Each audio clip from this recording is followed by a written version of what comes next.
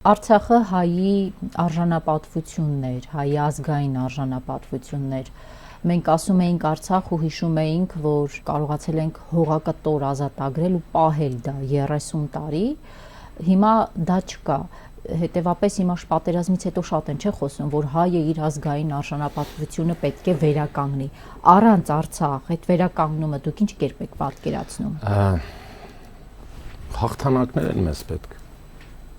Միայն հաղթանակներ, փոքր հաղթանակներ, որովհետև եթե այսօր մենք բոլորս մեկ էլ դիվանագիտական դաշտում շատ մեծ աշխարհին 100 տարի առաջ նայ ջան, ազգովի գոռում էինք Հայաստան, ով եկավ օգնեց, ինչ արեցին, ֆրանսիացիները օդ է այդ ամեն ինչ։ Ոչ մեկ չի գալու ստեղ։ Ոչ եվրոպացին է գալու օգնի, ոչ ֆրանսիացին։ Այս տարածքի շահերը դա Թուրքիայի շահերն են, Ռուսաստանի շահերն են, եւ Պարսկաստանի։ Հիմա ոնց կարելի է երկու այն պետությունների հետ, որը միայն կարանք մենք բարգավաճենք Ռուսաստանը, Պարսկաստանը, ինչ որ հարաբերություն փչացնել։ Ես որ սա ասում եմ, ինձ ասում են ռուսամետ։ Նախ սկսեմ նրանից, որ ես ռուս գրականությունը շատ սիրում եմ, ես ռուսական դպրոց եմ ավարտել, ռուս դասական երաժշտությունն եմ շատ սիրում, բայց ռուսամետությունը դա բոլորովին ուրիշ բան է։ Եթե իմ երկրի շահերը պաշտպանվում է Ռուսաստանից ու Պարսկաստանից, ու ես պետք է օգտվեմ Ռուսաստանից եւ Պարսկաստանից։ Եթե Չինաստանից է, ես խոսամ Չինաստանից, ինձ ասելու են Չինամետ։ Իսկ սա արդեն Թուրքիան ու Ադրբեջանը այն բաներն են անում, որ իբր մենք ավելի լավն ենք։ Մենք դուս ավելի կտանք։ Թուրքի հետ բարեկամանալ, դա են հիմա հայ ժողովրդին քարոզում։ Թուրքին կարելի է բարևել, բայց ոչ բարեկամանալ։ Հարևաններ ունես, որ հարևան է, բայց բարեկամ չի։ Չես գնա երկու հատ, ասենք, գրեմի բաժակ գրեչկա ուզես։ Այս մենք հիմա գնում ենք, ասում ենք գրեչկա տուր, էս տուր, բրինձ տուր։ Ասում են, որովհետև մեր աշխարհագրական դիրքն է մեզ ստիպում գնալ դրան։ Մի կողմում Ադրբեջանն է, մյուս կողմում Թուրքիան է։ Ինչ անենք, հավերժ ապրենք պատերազմի պատրաստ ազգի տրամաբանությամբ։ Եկեք թողնենք այդ պատերազմի պատրաստ, այսինքն ով է, նրանք են պատերազմ անել, ուրեմն պատրաստ լինենք։ Չէ, մենք չենք անում պատերազմ, բայց մենք պատրաստ ենք պատերազմին։ Մենք չենք հրահրում պատերազմ, բայց պետք է մենք պատրաստ լինենք այդ պատերազմին։ Մենք չենք հարձակվում, բայց մենք պետք է պաշտպանությունը մեր լինի։ Հանձնելով, անընդհատ հանձնելով, հնարավոր է գալ ինչ-որ մի կետի։ Չէ։ Ինչքան անեն, ինչքան տան, այնքան ուզելու են։ Շատ մի փոքր օրինակ բերեմ, մի քիչ ավելի բան մեր հին Երևանյան փողոցային կյանքից մի բան անում էր, ասում էր դե անում է, գնայես էլ արա, գնային էլ արա։ Դե իրանք էլ են ասում, չէ, ասեք կանենք։ Հետո մեզ չեն ասում, երևի նրանց են ասում, ասեք կանենք։ Այսինքն ով մի բան է անում, դա արդեն շարունակական անելու է։ Դրա համար մենք պետք է շատ միամուռ մի բռունցք լինենք, բաժան չլինենք, սիրենք իրար, սիրենք այդ մեկս կողքին, հասկանանք թե ինչ ենք մենք քրիստոնյա, այդ ենք մենք մոռացել։ Ու արդեն այդ նույն քրիստոնեությունը այնքան է մեզ մոտ դարձել սովորական բան, նույն կնունքը, այսինքն այսօր որ հարցնես յուրաքանչյուրին սանիկին, յուրաքանչյուր սանիկին, ասես ինչ է որպես քրիստոնյա քո պարտականությունները քո կնքահոր հանդեպ, ես հասկացում եմ որ 100-ից 98-ը ճիշտ պատասխանի։ Կամ հակառակը, դու կնքահայրն ես, քո սանիկի հանդեպ պատասխանատվությունը, ինչն է քո Աստծո պատգամը, որպեսզի դու քո սանիկին ինչ պետք է անես։ Ասում ինչ եղավ որ լավ է սինիներով գնացինք երանք խմինք բրծանք։ Այսինքն Աստծուց ենք հեռացել։ Իհարկե։ Ծնունդա կնունքա իրար հետ ենք նոր տարի, այդպես բաներ են խոսում։ Ասում եմ լավ։ Ու այսօր խավոր ընտրում են այդպես հարուստ լավ մեկին, որ այո, որ թանկանոց նվերներ բերի։ Թանկանոց նվերներ բերի, բայց այլ նորից եկանք ոսկուն ու փողին։ Ու նույն Սարոյանն ասում, բարությունը ամենաթանկ ոսկեդրամն է։ Դա գալիս է նրանից, որ ես հիշում եմ այդ սովետական միությունը եկեղեցին փակ էր բան, բայց միևնույնն է մեր հայ առաքելական եկեղեցին գործում էր թակու։ Բոլորիս ինչ որ բան տվել է։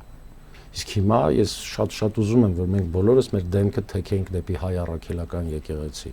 Ու ես գիտեմ, որ եկեղեցում կան առաջնորդներ, որոնք մեզ կարող են առաջնորդել։ Ու շատ կարևոր է դա, որովհետև այդ քրիստոնեությունը կորցնելը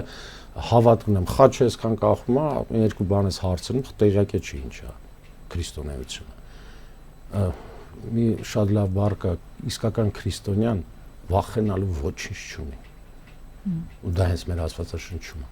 Եկեք հասկանանք ինչն է իսկական քրիստոնյան։ Դուք մի քանի անգամ հարցազրույցի ընթացքում ասացիք պետք է համախմբվել։ Զորապ 2018 թվականից հետո մեր ազգում ջրբաժաններն այնքան խորն են գծվել, մեզ մասերի են բաժանել ուղղակի, անգամ ընտանիքներն են իրար մեջ մասերի բաժանված ու բաժանված են այնքան խորը, որ հարց է առաջանում, լավ, ինչ պետք է լինի, որ միավորի այս մարդկանց։ Դե դա շատ հին, պարզ, հասարակ բան է բաժանիր, որ տիրես։ Բոլորը գիտեն, բաժանել են, տիրում են։ Այդպես բոլորը ասենք գործարանում են անում, թատրոններում են անում, այսինքն ներսը բաժանում են, որ տիրեն։ Դա կոնկրետ գիտություն է, որը որ կորալմիստ, եւ դա նրանց մոտ ստացվել է։ Մեզ ազգային զարթոնք չեղավ, այս շարունակվել է ավելի ախորոդինալ։ Ասում են դա պաթետիկ ուղակի խոսք է, որ հնչում է ազգային զարթոնք։ Այդ որ ասում են, չեն գիտակցում ինչա նշանակում ազգային եւ չեն գիտակցում երևի ինչ բառը զարթոնք։ Այդտեղ եկանք հասանք գրագիտությանը, կրթությանը, որը էլի մեծ խնդրեմ է մեր երկրում, որը ցավոք սրտի, բայց ես հիմա ուզում եմ շատ կուզեմ, որ դպրոցում երեխեքին այնպեսի բաներ ուսուցիչները, այնպեսի համակարգ, այնպեսի մի բան մշակվի, որ այն 6-7 տարեկան երեխեք, երբ որ կդառնան 30 տարեկան, ասես ջան, ինչ հայ տղեկ ու աղջիկներ են, ինչ սերունդ է մեծանում։ Այս հիմա ինչ եմ ասում, պետք է մոռանալ հիմա մտածել։ Հիմա պետք է հասկանանք, այս երեխեքը ինչ են սովորում։ Ինչի մասին են սովորում, որովհետև երեխու ուղեղը բան է, չէ՞, ինչ սովորացնես, կսովորի։ Հիմա երեխաներին հստակ դպրոցում սովորացնում են, չկա Արցախ, վերջ։ Այդ արդեն գրքի մեջ, այդ գրքերի մեջ։ Չկա Արցախ, գոյություն չունի։ Հա, ինչ կա, էսա 29743 քառակուսի կիլոմետրանոց Հայաստան ընդամենը։ Այն ինչ ունեք Հայաստանի ներսում ձերն է, Հայաստանից որևէ բան, որը դուրս է, ձերը չէ, աչք մի տնկեք, ասում է ուրիշի ու եղած է, վերջ։ Իսկ սովետական միության ժամանակին չի ենք մեր սովորում, որ մենք Ղարս ունենք, Էրզրում, Բիթլիս, ու ինչպիսի հայրենասեր սերունդ էր այն ժամանակ։ Սովետական միության ժամանակ, այո, սովետական միության ժամանակ այդ փակ տարածքում կառուցվեց Ծիծեռնակաբերդը։ Եվ սովետական միության օրոք կրթված մարդիկ չէին, որ գնացին Արցախ ազատագրելու։ Այո։ Հենց սովետական միության ժամանակ հայ ֆիլմը նկարում էր Ձորիմիրով, Նահապետ։ Ինչի մասին է խոսքը։ Այդ ո՞նց։ Այսինքն ինչ Ձորիմիրով որ նկարեցինք, այդ գիտես ինչից էր գալիս, որովհետև Կարեն Սերոպիչ Դեմիրճյանը հայ էր։ Ինքը սիրում էր Հայաստանը շատ։ Այն որ ու գիտեր, որ սովետական միությունը հենց դա շատ կարևոր ինստիտուտ էր, որը տրվեց մեր սերունդին։ Մեր սերունդը չեմ կարող ասել չփոխանցեց դա։ Մենք էլ ենք փոխանցել, բայց թե ինչ այդ բառը չեմ սիրում, բայց ասեմ պարազիտ մտավ այս ամեն ինչի մեջ, որ կողմից մտավ, այդ պետք է հասկանալ հասկանում ես աղանջ, եթե մենք հիմա մտածենք այդ երբ բաց թողումը ինչ էր, նորից ժամանակ ենք կորցնում։ Մեզ պետք է լուր այն ձիերին ոնց են այսպես աչքերը բանան, ամեն մարդը մեր գործը անենք եւ իհարկե որտեղ ցավ կա բարձրաձայնել այդ ցավը, չլռել։ Եվ դրա համար իմ գործս ֆիլմ նկարելն է, բարության մասին եմ նկարել, որ ինչքան կարեւոր է այսօր բարի լինելը։ Այդ բարությունը այդ ինչեւ որ սցենար սարքեցի, այդ Վիլյամ Սարոյանի գործը, դե սցենարը սարքելուց հետո մենք տեսանք ինչ առակ դարավ, որի մեջ կա դրամա եւ կոմեդիա։ Ու ասեցի, դե հիմա արի այս կոնցեպտի բանալին քթի առակ նկարելու։ Եվ իհարկե ստեղծագործական խմբով ու ամենակարևորը այս գործը, այս սցենարը ամբողջ մեր ստեղծագործական խումբը, տեխնիկական խումբը դարձել ենք մի ընտանիք։ Բոլորս բարի էինք շատ, մեկս մյուսի հանդեպ։ Ու բոլորս միասին ասում ենք, լավ կլներ, ասենք մեր ամբողջ Հայաստանը այս աուրան մթնոլորտը լիներ ինչ որ մեր նկարարման հրապարակում է։ Եվ ես շատ կուզեմ, որ այդ ֆիլմից հետո այդ էկրանից հանդիսատեսը դուրս գա ու կողքին ասի ինչ անեմ քո համար։